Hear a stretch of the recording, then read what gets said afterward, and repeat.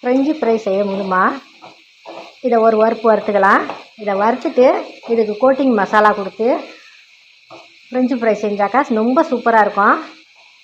வாங்க பார்க்கலாம். கார்ன்ஃப்ளவர் மாவு கொஞ்சம், அரிசி மாவு கொஞ்சம், கரம் மசாலா கொஞ்சம், மிளகாத்தூள், தேவையான அளவு உப்பு இதில் போட்டுட்டு கொஞ்சமாக தண்ணி விட்டு அதை கரைச்சிக்கலாம்.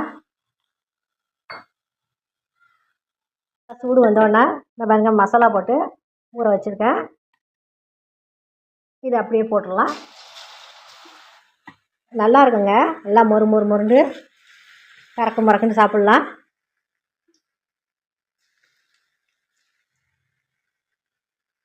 அப்படியே வேகட்டும்.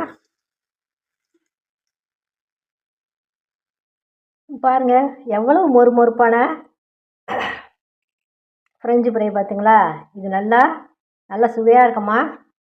செஞ்சு பாருங்கள். மசாலா போட்டு கார்ன்ஃப்ளவர் மாவு, அரிசி மாவு போட்டோன்னே எவ்வளோ சூப்பராக இருக்குது பாருங்கள். எவ்வளோ பாருங்கள் உடையுது.